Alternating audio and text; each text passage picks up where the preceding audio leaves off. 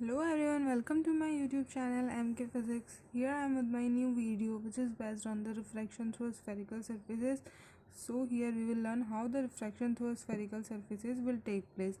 Here I have taken a spherical surface or another medium which is of glass. This is our glass medium and this is air medium whose refractive index is n1, and the second medium is glass whose refractive index is n2, and this is our object placed at point O,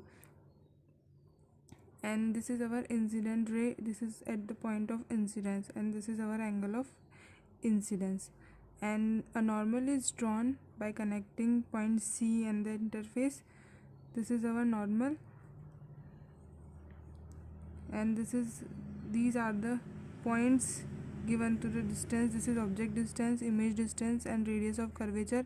And I here image is formed after refraction, but how the refraction will take place, this we will learn. So this is our incident ray and normal. When a light ray is moving from rarer medium to denser medium, air जो medium है वो किस तरह का medium है हमारा rarer, और जो ग्लास है वो किस तरह का मीडियम है denser medium. So when a light ray is moving from rarer medium to denser medium, then it will move towards the normal, and this is our normal.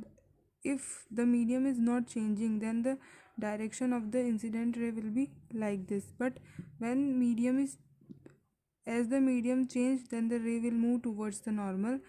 This is our refracted ray, and this is the angle of refraction. Okay, so here I have made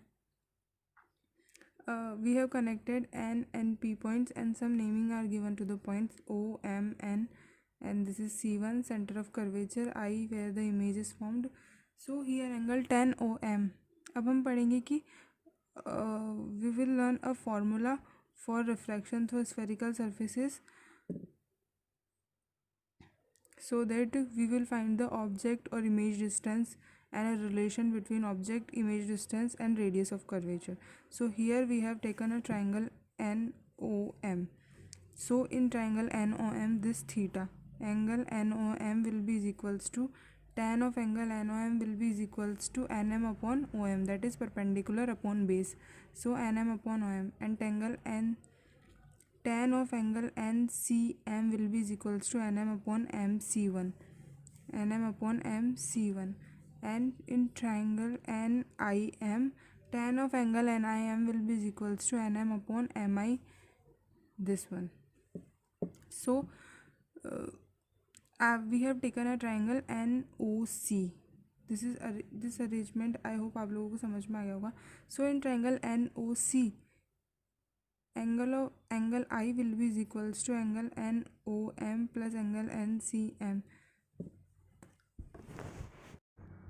So हमने यहाँ पे लिखा है angle I will be is equals to angle NOM plus angle NCM. यहाँ पे मैं आपको बताना चाहूँगी कि tan theta will be approximately equals to theta, because ये जो हमारा एपरेचर है ये बहुत ही छोटा होगा, तो थीटा भी बहुत छोटा होगा. इसी वजह से tan theta will be is equals to theta. So angle NOM will be is equals to NM upon OM, and angle NCM will be is equals to NM upon MC1. So उसी तरह we will put the values of angle NOM and angle NCM which will be equals to NM upon OM plus NM upon MC1, and angle R will be is equals to, अब angle R कहाँ पे, यहाँ पे ये वाला, this is our angle of refraction, and this will be is equals to angle NCM, exterior angle minus interior angle NIM, NCM minus NIM, this will be is equals to NM upon MC1 minus NM upon MI1. Now from the Snell's law we know that angle of sine of angle I upon sine of angle R will be is equals to N2 upon N1. This is our Snell's law. N2 is the refractive index of the second medium, and N1 is the refractive index of the first medium. So here we will go through N1 of angle i. जैसा कि मैंने आपको पहले ही बताया कि theta इतना small होगा कि साइन और टेन उसका सिर्फ क्या बच जाएगा, angle. Sine of angle i will be is equals to angle i only. So N1 angle i will be is equals to N2 angle r. Angle i और एंगल आर की value हमने यहाँ पे निकाल ली है, इसमें से हम वैल्यू रख देंगे इसमें ये जो वैल्यूज़ हैं ये यहाँ पे रख देंगे। सो क्या हो जाएगा, N1 will be is equals to NM plus OM plus NM upon MC is equals to N2 this. अब हम इस ब्रैकेट को ओपन करेंगे तो क्या होगा, N1 upon OM, NM will be common and जो कि कट हो जाएगा, NM दोनों ही साइड्स पे कॉमन है तो इसको हम कट कर देंगे। N1 upon OM, N1 upon MC, N2 upon MC minus N2 upon MI। So N1 upon OM plus N2 upon MI will be equals to N2 minus N1 upon 1 upon MC।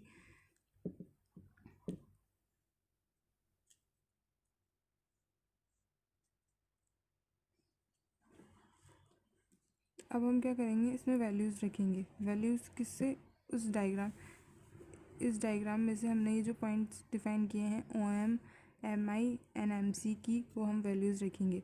और जो values है वो sign convention के हिसाब से क्या होगी, suppose object is placed at left side of the surface so it will be negative.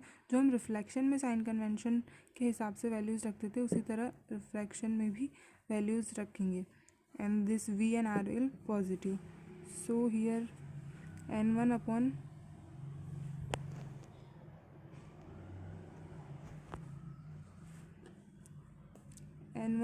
minus U1 plus N2 upon V will be equals to N2 minus N1 upon R.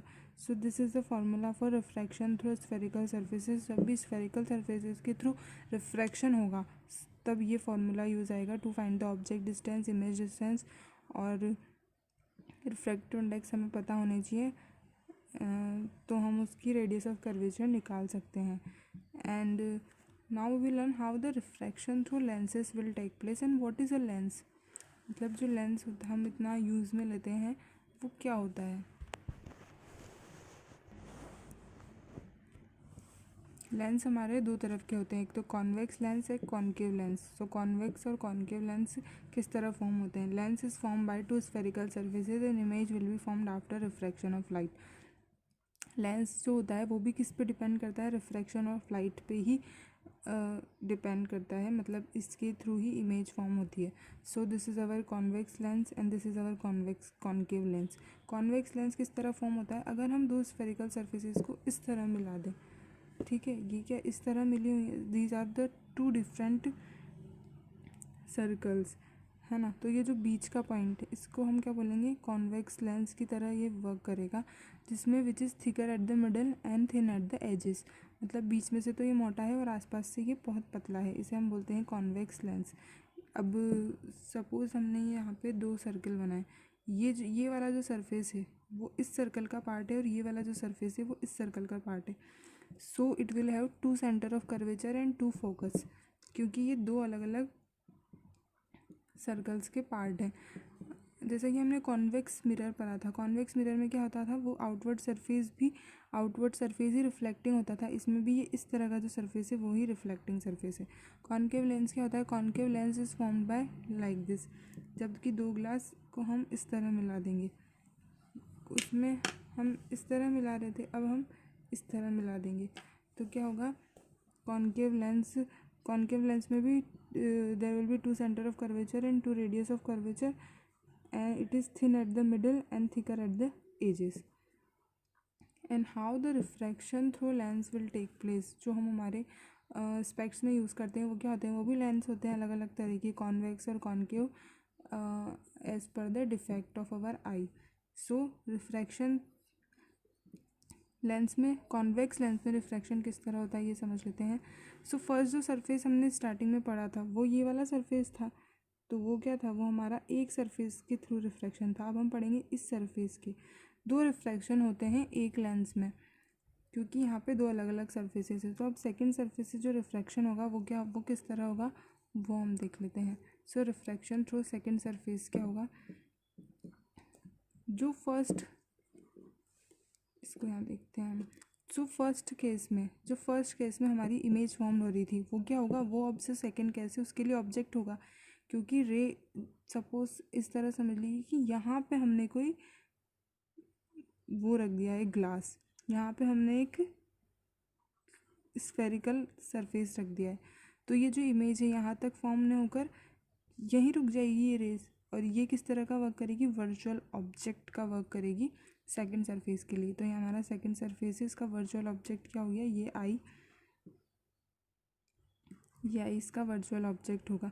तो रे जब इस तरह, मतलब यहाँ से ही हमने बीच में ही ग्लास रख दिया है, तो रे इस तरह इस पर इंसिडेंट होगी। अब क्या हो रहा है, अब हमारा जो इसका ग्लास का रिफ्रैक्टिव इंडेक्स है वो है n2, एंड जो एयर है उसका रिफ्रैक्टिव इंडेक्स है n1, and this is our object distance and this is our new image distance, क्योंकि अलग जगह पर इमेज फॉर्म होगी क्योंकि अब हमने सेकेंड ग्लास रख दिया है। This is angle of incidence. So after refraction, normal हमने बना लिया, आफ्टर रिफ्रैक्शन द रे will move away from the normal, क्योंकि अब ये डेंसर से रेयरर मीडियम में जा रही है। पहले क्या हो रहा था, पहले रेयरर से डेंसर में जा रही थी, अब डेंसर से रेयरर में जा रही है, तो it will move away from the normal.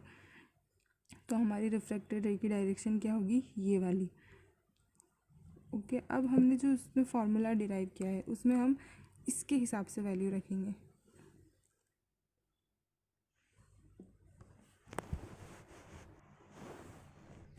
जैसा कि मैंने आपको अभी बताया कि इसका जो फर्स्ट डायग्राम का जो इमेज है वो इसके लिए किस तरह वर्क करेगा, वर्चुअल ऑब्जेक्ट की तरह वर्क करेगा। अब हम यहाँ पे लिखेंगे कि n1 upon minus u, n1 upon minus u, वही फॉर्मूला जो हमने डिराइव किया है, क्या है वो, n1 upon minus u plus n2 upon v, n2 minus n1 upon 1 upon r1। r1 is the radius of curvature of first surface. First जो surface है ये वाला, इसकी रेडियस ऑफ कर्वेचर क्या है, r1, और सेकंड सरफेस की radius of curvature क्या है, r2।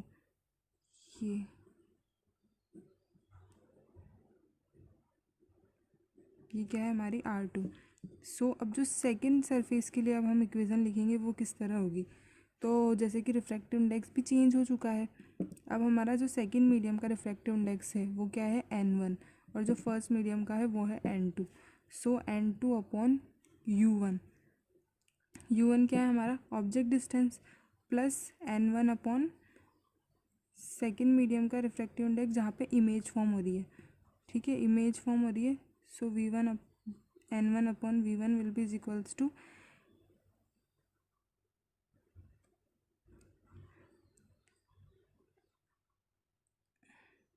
n2 minus n1 upon 1 upon r2। ये रिफ्रैक्टिव इंडेक्स तो चेंज होंगे बट ये नेगेटिव होगी, इसीलिए जब हम नेगेटिव साइन इसमें करेंगे तो वापस n2 माइनस n1 आ जाएगा। ओके अब जो सबसे इम्पॉर्टेंट चीज़ है वो समझने की है कि इसका जो ऑब्जेक्ट डिस्टेंस है वो ही क्या है, वो फर्स्ट जो डायग्राम है उसकी इमेज डिस्टेंस है, क्योंकि उसकी ही जो इमेज इसके लिए ऑब्जेक्ट का काम कर रही है। तो u1 will be is equals to v, u1 will be is equals to v। तो यहाँ पे हम इसको कट कर v भी लिख सकते हैं, n2 अपॉन v, ठीक है। अब हम इन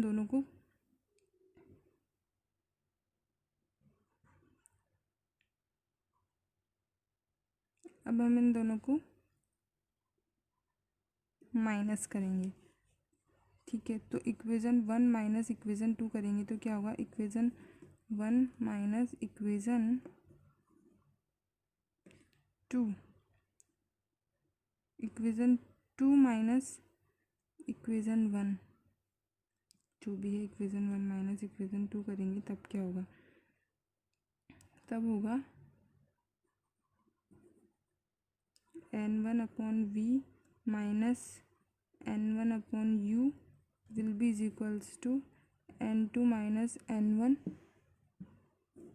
1 upon r1 minus 1 upon r2।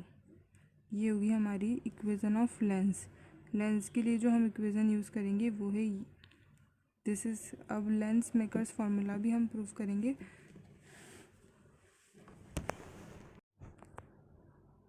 अभी आगे जो हमने इतना बड़ा प्रोसेस किया उसको सिर्फ रे डायग्राम की हेल्प से हम किस तरह बताते हैं, सिर्फ इतना सा कि यहाँ पे ये कॉन्वेक्स लेंस है, यहाँ पे हमारा ऑब्जेक्ट रखा हुआ है और here image is formed.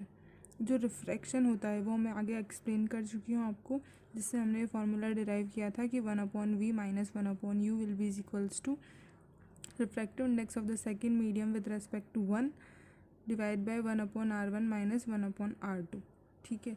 But जब ये पूरा प्रोसेस होगा तब हम इमेज या ऑब्जेक्ट डिस्टेंस किस तरह फाइंड करेंगे। तो उसके लिए जो फार्मूला हम डिराइव करेंगे उसमें हम जो फर्स्ट केस ले रहे हैं वो क्या है, जब हमारा ऑब्जेक्ट इनफाइनाइट पे हो और इमेज कहाँ पे फॉर्म होती है, फोकस पे, क्योंकि जब ऑब्जेक्ट इनफाइनाइट पे होता है तो image will be formed at focus only. So इसमें हम वैल्यूज़ रखेंगे 1/f, क्योंकि इमेज फॉर्म हो रही है हमारी फोकस पे, माइनस 1/, क्योंकि ऑब्जेक्ट इन्फिनिटी पे है, n/1 - 1 divided by 1/r1 - 1/r2। अब r1 और r2 यहाँ पे क्या है, रेडियस ऑफ कर्वेचर। एक तो इस रेडियस ऑफ कर्वेचर क्या है, फर्स्ट सरफेस की रेडियस ऑफ कर्वेचर है इस सरफेस की, जो कि होगी इधर की साइड, और जो सेकंड सरफेस की रेडियस ऑफ कर्वेचर है वो होगी इस side. This will be equals to r1/r2। Now अब जब हम प्रीवियस इक्वेशन देखेंगे तो यहाँ पे क्या होगा, इन्फिनिटी का 0 हो जाएगा, 1/f will be equals to n/1 - 1 1/r1 - 1/r2। ठीक है। सो अब हम इस इक्वेशन स्टार में अब हम इसकी वैल्यू रखेंगे n/1 माइनस इसकी 1/f। तो यहाँ पे क्या होगा, 1/v 1/u will be equals to 1/f। ये क्या है, हमारी image distance, object distance, and this is our focal length of the,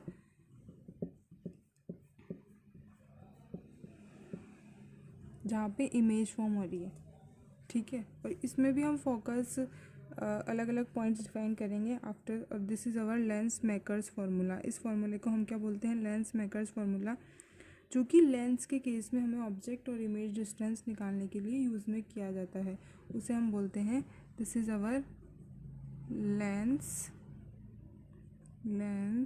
makers formula. It is very important for the higher studies also, ये आपको याद रखना होगा। Now we will learn some basic points which is defined in the concave और convex mirror. जैसे now we will learn some important points in concave and convex lens. Concave और convex lens में जो इंपॉर्टेंट पॉइंट्स हैं, ये हमारा कौन सा लेंस है और ये हमारा कौन सा लेंस है। So this is our convex lens. Convex और कॉन्केव और मिरर और लेंस में आपको कंफ्यूज होने की बिल्कुल भी ज़रूरत नहीं है। आप इसे खुद से पढ़ेंगे तब आप, अगर आप वो डेरिवेशन भी खुद से करके देखेंगे तो आपको ज़्यादा अच्छे से समझ में आएगा। So we will learn some points here. This point जो लेंस के बीच में होता है, इस पॉइंट को हम क्या बोलते हैं, ऑप्टिकल सेंटर।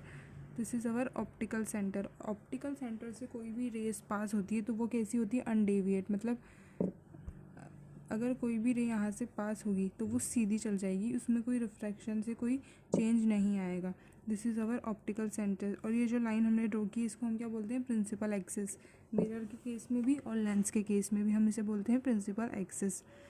सो अब how the focus of a convex lens is defined, मतलब कॉन्वेक्स लेंस का फोकस हम किस तरह डिफाइन करेंगे।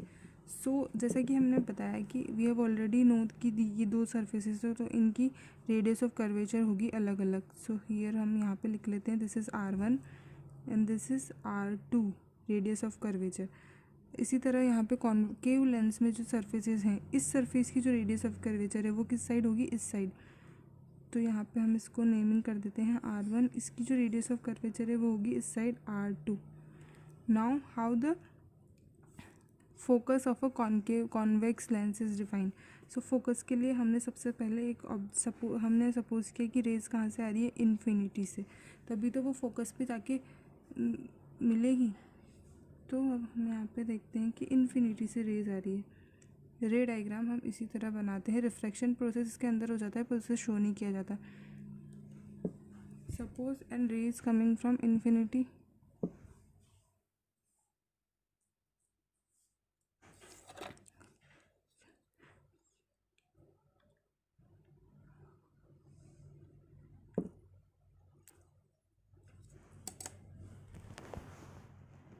तो अब हम फोकस किस तरह डिफाइन करेंगे। तो फोकस हमने किस तरह डिफाइन किया होगा पहले भी। तो सबसे पहले हमने क्या किया, एक एक्सपेरिमेंट किया। जबकि हमने रेज ली सन के थ्रू जो रेज आ रही है तो वो किसी हमें एक जगह, कॉन्वेक्स लेंस अगर हमने रखा तो वो हमें किसी एक जगह कन्वर्ज होती हुई दिखाई दी, तो उसी पॉइंट को हमने क्या माना है, फोकस। ऐसा नहीं है कि हमने पहले फोकस डिफाइन किया फिर रेज इन्फिनिटी से आई तो वो फोकस पे मिल गई, ऐसा नहीं है। जिस पॉइंट पर वो आकर मिली उसी को हमने क्या डिफाइन किया है, फोकस। जो भी पैरेलल रेज या बहुत दूर से जो इन्फिनिटी से जो रेज आ रही हैं वो किस पॉइंट पर आके मिली, उस पॉइंट को हमने नाम दिया है फोकस। सो कॉन्वेक्स लेंस के केस में किस तरह होगा कि रेज इनफाइनाइट से आ रही है तो वो कहाँ पे मीट होगी, फोकस पे मीट होगी। एंड फोकस कहाँ पे फॉर्म होगा, मिरर के ऑपोजिट साइड पे, सॉरी लेंस के इस साइड पे हमारा फोकस पॉइंट होगा। तो इसी तरह अगर रेज इस साइड से आ जाएंगी तब फोकस किधर बनेगा, इधर। तो कॉन्वेक्स और कॉन्केव लेंस के दो फोकस एंड दो रेडियस ऑफ कर्वेचर होंगी, क्योंकि इसके दोनों ही सरफेस किस तरह है, दोनों ही सरफेस ट्रांसपेरेंट है और जो कि लाइट को रिफ्लेक्ट करेंगे। अब कॉन्केव लेंस के केस में हम फोकस किस तरह बनाते हैं तो हम ये देखेंगे। सो जब लाइट रे इस तरह इंसिडेंट होगी कॉन्केव लेंस पे तब क्या होगा, तब वो किधर मूव करेगी, इधर, अवे फ्रॉम द नॉर्मल, इस तरह मूव करेंगे। बट जब हम इसको पीछे ट्रेस करेंगे तब वो किसी एक पॉइंट से हमें इमर्ज होती हुई दिखेगी। इसी पॉइंट को हम किस तरह डिफाइन करेंगे, फोकस। सो इसी तरह अगर रेज इस साइड से आ गई तब फोकस कहाँ पे फॉर्म होगा, यहाँ पर। तो दो फोकस एंड दो रेडियस ऑफ कर्वेचर होगी। अब हमने जो एक चीज़ बताई थी कि ऑप्टिकल सेंसर से अगर लाइट पास होगी तो वो अनडेविएट पास होगी। तो ये किस तरह होगा, इस तरह। सपोज़ कोई भी लाइट अगर इस तरह पास होगी तो वो सीधी पास हो जाएगी बिना डेविएट हुए ऑप्टिकल सेंटर से। ये अलग है पर मैंने इसी में बता दिया है। अब हम देखेंगे कि मैग्नीफिकेशन ऑफ अ लेंस क्या होता है। तो मैग्नीफिकेशन ऑफ लेंस का एक फॉर्मूला है। मैग्नीफिकेशन क्या होता है, मैग्नीफिकेशन होता है कि कितनी हाइट बड़ी हमारे ऑब्जेक्ट की, मतलब उसकी हाइट या उसकी साइज में जो चेंज आया उसको हम बोलते हैं मैग्नीफिकेशन। तो मैग्नीफिकेशन का जो फॉर्मूला है लेंस के केस में वो है v/u। मिरर के केस में है -v/u और लेंस के केस में है v/u। That will be is equals to h2/h1, मतलब height of the image divided by height of the object. Thank you.